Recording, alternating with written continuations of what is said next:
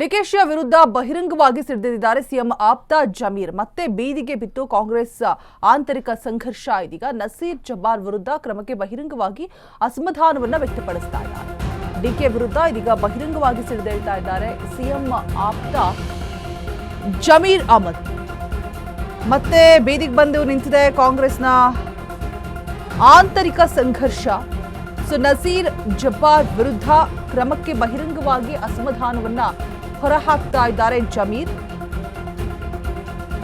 MLC Naseer Ahmed most senior ಇದ್ದಾರೆ. ಅವರು ಒಮ್ಮೊಮ್ಮೆ ಪಕ್ಷ ವಿರೋಧಿ ಚಟುವಟಿಕೆಯನ್ನ ಮಾಡಿದ್ದಾರೆ. ಶಿಸ್ತು ಕ್ರಮ ತೆಗೆದುಕೊಳ್ಳೋದಕ್ಕೆ ಒಂದು ಪ್ರೊಸೀಜರ್ ಅಂತ ಇದೆ. ಮೊದಲು ನೋಟಿಸ್ ಕೊಡಬೇಕಿತ್ತು, ರಿಪ್ಲೈ ತಗೋಬೇಕಿತ್ತು, ಅದಾದ್ಮೇಲೆ ಕ್ರಮ ಮಾಡಬೇಕಿತ್ತು ಅಂತ ಅಭಿಪ್ರಾಯ ಇದೆ. ಅವರು ಪಕ್ಷ ವಿರೋಧಿ ಕೆಲಸ ಮಾಡಿದ್ದೆ ನಿಜವಾದ್ರೆ ಕ್ರಮ ಆಗ್ಲಿ, ನಾನು ಬೇಡ ಅಂತ ಹೇಳೋದಿಲ್ಲ, ಅದನ್ನ ತಪ್ಪು ಅಂತ ನಾನು ಹೇಳಲ್ಲ. ಪಕ್ಷ ಏನಾದ್ರೂ ತೀರ್ಮಾನ ಮಾಡಿದ್ರೆ ಯೋಚಿಸೇ ಮಾಡಿರುತ್ತೆ, ಆದ್ರೆ ನೋಟಿಸ್ ಕೊಟ್ಟು ಆ ನಂತರ ತೀರ್ಮಾನ ತೆಗೆದುಕೊಳ್ಬೇಕಾಗಿತ್ತು. ಡಿಕೆ ನಡೆಗೆ ಬಹಿರಂಗವಾಗಿ ಅಸಮಾಧಾನವನ್ನ ಹೊರಹಾಕ್ತಾ ಇದ್ದಾರೆ ಜಮೀರ್. ಇದು ಸತೀಶ್ ಜಾರಕಿಹೊಳಿ ಸೇರಿ ಎಲ್ಲರ ಅಭಿಪ್ರಾಯ ಅಂತ ಕೂಡ ಹೇಳ್ತಾ ಇದ್ದಾರೆ ಜಮೀರ್.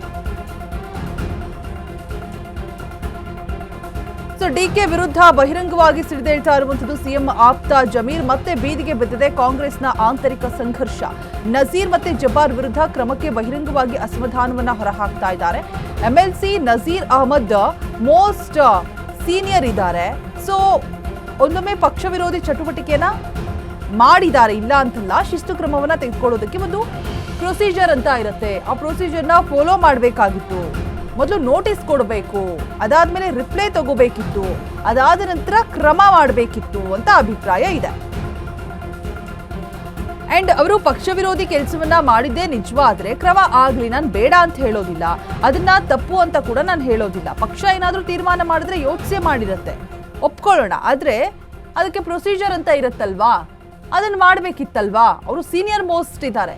ಹೌದು, ಏನೋ ತಪ್ಪಾಗಿರುತ್ತೆ, ಯಾರು ಕೂಡ ತಪ್ಪುಗಳಾಗದೆ ಮಾತನಾಡೋದಕ್ಕೆ ಸಾಧ್ಯ ಇಲ್ಲ. ಪಕ್ಷ ವಿರೋಧಿ ಚಟುವಟಿಕೆಗಳನ್ನ ಮಾಡಿದ್ದು ನಿಜವೇ ಆದಲ್ಲಿ ಓಕೆ, ಒಂದು ಪ್ರೊಸೀಜರ್ ಅಂತ ಇರುತ್ತಲ್ವಾ, ಅದನ್ನ ಫಾಲೋ ಮಾಡ್ಬೇಕಲ್ವಾ. ಕೊಡಿ ನೋಟಿಸ್ನ ಫಸ್ಟು.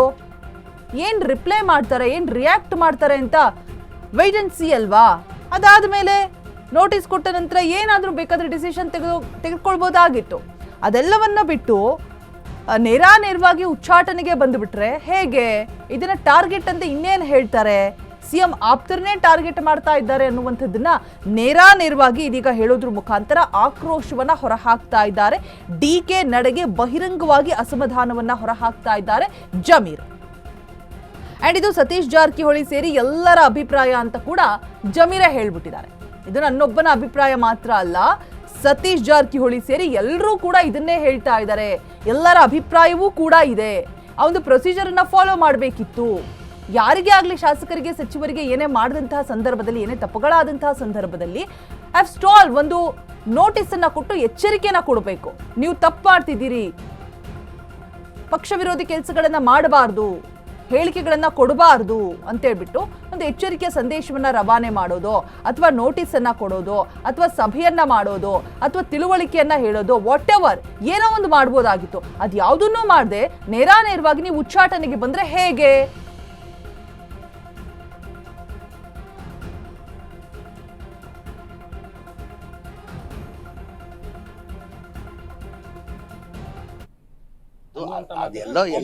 ಎಲ್ಲೋ ಒಂದ್ ಕಡೆ ಎಲ್ಲಾರ್ದು ಅಭಿಪ್ರಾಯ ಏನಂದ್ರೆ, ಎಲ್ಲಾರ್ದು ಜಬ್ಬಾರ್ ವಿಚಾರದಿರ್ಲಿ, ಜಬ್ಬಾರ್ಗಿಂತ ಹೆಚ್ಚಾಗಿ ನಮ್ಮ ನಸೀರ್ ಅಹಮದ್ ಸಾಹೇಬ್ರು ಬಹಳ ಮೋಸ್ಟ್ ಸೀನಿಯರ್ ಅವ್ರು ಏನಾರು ಪಕ್ಷದ ವಿರೋಧಿ ಏನಾರು ಮಾಡಿದ್ರೆ ಅದು ಪ್ರೊಸೀಜರ್ ಇರ್ತದೆ.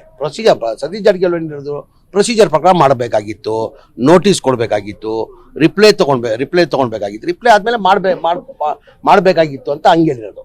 ಎಲ್ಲರಿಗೂ ಅದೇ ಇರೋದು. ಈಗ Naseer Ahmed almost most senior ಅವರು. ನಾವು ಅವ್ರೇನೋ ಪಕ್ಷದ ವಿರೋಧಿ ಕೆಲಸ ಮಾಡಿದ್ರೆ ತೆಗ್ದಿದ್ದು ತಪ್ಪಂತ ಹೇಳಕ್ಕಾಗಲ್ಲ. ನಾವು ಈಗ ಪಕ್ಷ ಏನಾರ ಇದ್ರೆ ಏನಾರ ಯೋಚನೆ ಮಾಡಿ ತೀರ್ಮಾನ ಮಾಡಿ, ಅಂದ್ರೆ ನಮ್ದೇನಂದ್ರೆ ಆಯ್ತು ಒಂದು ನೋಟಿಸ್ ಮಾಡಿ ಅವ್ರು ರಿಪ್ಲೈ ತಗೊಂಡು ಆಮೇಲೆ ಮಾಡ್ಬೇಕಂತ ಎಲ್ಲಾರ್ದು ಅಭಿಪ್ರಾಯ. ಅದು ಬರೀ ಸತೀಶ್ ಅವ್ರದ್ದಲ್ಲ, ಎಲ್ಲಾರ್ದು ಅದೇ ಅಭಿಪ್ರಾಯ. ಅದ್ರ ಬಗ್ಗೆ ಅವ್ರನ್ನ ಕೇಳಿದ್ರೆ ಸೂಕ್ತ. ನಾನು ಹೆಂಗ್ ಹೇಳಕ್ಕಾಗ್ತದೆ? ಈಗ ಬರ್ದಿರೋದು ಗುರುಗಳು ಕೊಟ್ಟಿರೋ ಪತ್ರಕ್ಕೆ ನಾನು ಉತ್ತರ ಕೊಡಕ್ಕಾಗ್ತದ? ನಾನು ರಿಪ್ಲೈ ಮಾಡಕ್ಕಾಗ್ತದ? ಇಲ್ಲ, ನಾನು ಹೇಳೋದು ಒಂದು ಪ್ರೊಸೀಜರ್ ಪ್ರಕಾರ ಮಾಡಬೇಕಾಗಿತ್ತು. ಮಾಡಿದ್ದು ತಪ್ಪು ಅಂತ ಹೇಳ್ತಲ್ಲ ನಾನು. ಪ್ರೊಸೀಜರ್ ಪ್ರಕಾರ ಒಂದು ಪ್ರೊಸೀಜರ್ ಇರ್ತದೆ. ಒಂದು ನೋಟಿಸ್ ಸರ್ವ್ ಮಾಡಬೇಕು, ರಿಪ್ಲೈ ತಗೊಂಡು ಮಾಡಬೇಕಾಗಿದ್ದು. ಹಡಾವುಡಿಯಲ್ಲಿ ಮಾಡೋದು ಅಗತ್ಯ ಇಲ್ಲ ಅಂತ ನಾನು ಮುಂದಿನ ಚುನಾವಣೆಯಲ್ಲಿ ಪಾಠ ಕಲಿಸಿ ಯಾರು ಹೇಳಿದ್ರು? ಕಾಂಗ್ರೆಸ್ ಪತ್ರದಲ್ಲಿ ಹೇಳಿದ್ದಾರೆ. ಈಗ ಅವ್ರನ್ನ ಕೇಳ್ಬೇಕು ತಾನೆ. ಅದು ಈಗ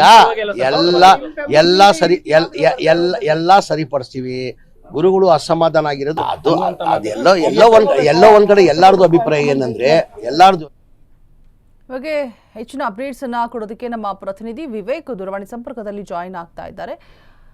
ವಿವೇಕ್, ಒಂದು ರೀತಿಯಾಗಿ ಎಲ್ಲವೂ ಕೂಡ ತಣ್ಣಗಾಯ್ತು ನಿಲ್ತು ಅನ್ನೋ ಹೊತ್ತಲ್ಲೇ ಮತ್ತೀಗ ಇನ್ನೊಂದು ಸಂಘರ್ಷ ಆರಂಭ ಆಗಿದೆ, ಬೀದಿಗೆ ಬಂದುಬಿಟ್ಟು ನಿಂತಿದೆ.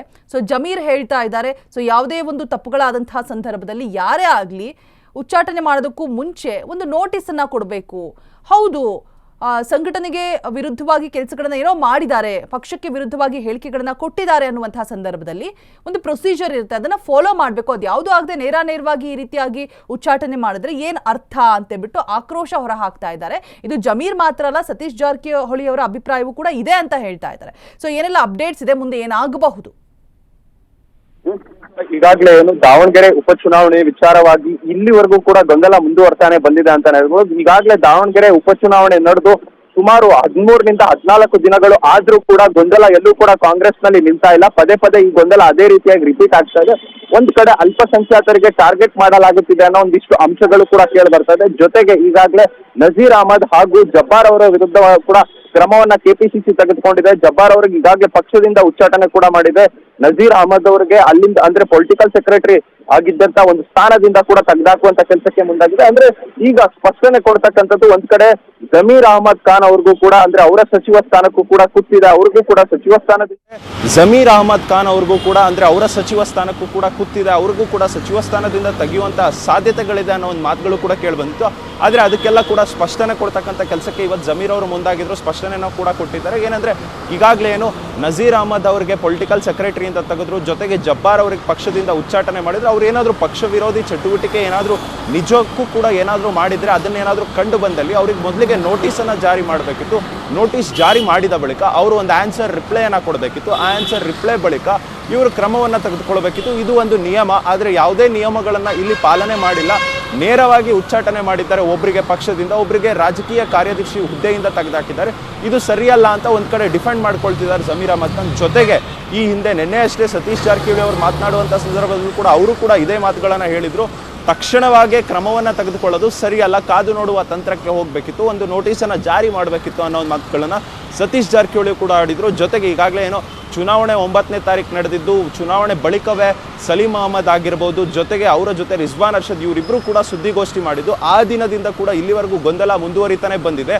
ಆದರೆ ನಿಜಕ್ಕೂ ಕೂಡ ಕಾಂಗ್ರೆಸ್ ಅವರು ಎಲ್ಲೋ ಒಂದು ಕಡೆ ಈಗ ನೇರವಾಗಿ ಒಂದೇ ಸಲಕ್ಕೆ ಈ ರೀತಿಯಾಗಿ ಕ್ರಮಗಳನ್ನು ತೆಗೆದುಕೊಳ್ತಂತೂ ಸರಿಯಲ್ಲ ಅಂತ ಒಂದಿಷ್ಟು ಸೀನಿಯರ್ ಲೀಡರ್ಸ್ ಹೇಳ್ತಾ ಇದ್ರೆ, ಇದೇನಾದರೂ ಕ್ರಮವನ್ನು ಇವರೇನಾದರೂ ನಿಜಕ್ಕೂ ತೆಗೆದುಕೊಳ್ಳೋದೇ ಇದ್ದಿದ್ರೆ ಮೇ 4ರ ಬಳಿಕ ಈ ಕ್ರಮವನ್ನು ತೆಗೆದುಕೊಳ್ಳಬೇಕಿತ್ತು. ಯಾಕಂದರೆ ಚುನಾವಣೆಯಲ್ಲಿ ಫಲಿತಾಂಶ ಬಂದ ಬಳಿಕ ಕ್ರಮವನ್ನು ತೆಗೆದುಕೊಂಡಿದ್ರೆ ಇದು ಸರಿ ಆಗ್ತಿತ್ತು. ಈಗಲೇ ತಕ್ಷಣಕ್ಕೆ ಕ್ರಮ ತೆಗೆದುಕೊಂಡಿರೋದು ಇದು ಸರಿಯಲ್ಲ. ಜೊತೆಗೆ ಈಗಾಗಲೇ ನಾವು ನೋಡಿರ್ತೀವಿ, ನಿನ್ನೆ ಕೂಡ ಅಷ್ಟೇ ಒಂದಿಷ್ಟು ಧರ್ಮಗುರುಗಳು, ಅವರದ್ದೇ ಆದ ಧರ್ಮಗುರುಗಳು ಎಲ್ಲರೂ ಕೂಡ ಅಷ್ಟೇ ಸುಮಾರು ಜನ ಕೇಂದ್ರಕ್ಕೂ ಕೂಡ ಪತ್ರ ಬರೆದಿದ್ದಾರೆ. ಅಂದರೆ ಕಾಂಗ್ರೆಸ್ ಹೈಕಮಾಂಡ್ ಸೋನಿಯಾ ಗಾಂಧಿ ಆಗಿರ್ಬೋದು, Rahul Gandhi, AICC ಅಧ್ಯಕ್ಷರಾಗಿರುವಂಥ Mallikarjun Kharge, KC Venugopal, DK Shivakumar ಹಾಗೂ CM ಇವರಿಗೆಲ್ಲರಿಗೂ ಕೂಡ ಪತ್ರವನ್ನು ಬರೆದಿದ್ದಾರೆ. ಆ ಪತ್ರದಲ್ಲಿ ಬಹಿರಂಗವಾಗಿ ಹಾಕಿದ್ದಾರೆ 2028 ಚುನಾವಣೆಗೆ ನಾವೆಲ್ಲೂ ಕೂಡ ಸಾಥ್ ನೀಡೋದಿಲ್ಲ ಅಂತ. ಆ ವಿಚಾರಕ್ಕೂ ಕೂಡ ಅಷ್ಟೇ ಪ್ರತಿಕ್ರಿಯೆ ಕೊಡುವಂಥ ಸಂದರ್ಭದಲ್ಲಿ ಜಮೀರ್ ಅಹಮದ್ ಖಾನ್ ಅವರು ಹೇಳಿದರು, ಈಗಾಗಲೇ ಕಳೆದ ಬಾರಿ ಬಜೆಟ್ಗಿಂತ ಈ ಬಾರಿ ಬಜೆಟ್ನಲ್ಲಿ ಅಲ್ಪಸಂಖ್ಯಾತರಿಗೆ ಹೆಚ್ಚಿನ ಅನುದಾನ ಕೂಡ ನೀಡಲಾಗಿದೆ. ಎಲ್ಲೂ ಕೂಡ ಕಾಂಗ್ರೆಸ್ ಅಲ್ಪಸಂಖ್ಯಾತರಿಗೆ ಮೋಸ ಮಾಡಿಲ್ಲ. ಈ ಗೊಂದಲಗಳೇನಿದೆ ಇದನ್ನೆಲ್ಲವೂ ಕೂಡ ಸರಿಪಡ್ತಕ್ಕಂಥ ಕೆಲಸವನ್ನು ನಾನು ಮಾಡ್ತೀನಿ ಅಂತ ಸ್ಪಷ್ಟವಾಗಿ ಹೇಳಿದ್ದಾರೆ. ರೋಜಾ, ರೈಟ್, ಥ್ಯಾಂಕ್ ಯು ವಿವೇಕ್ ತಮ್ಮೆಲ್ಲ ಅಪ್ಡೇಟ್ಸ್ಗಾಗಿ.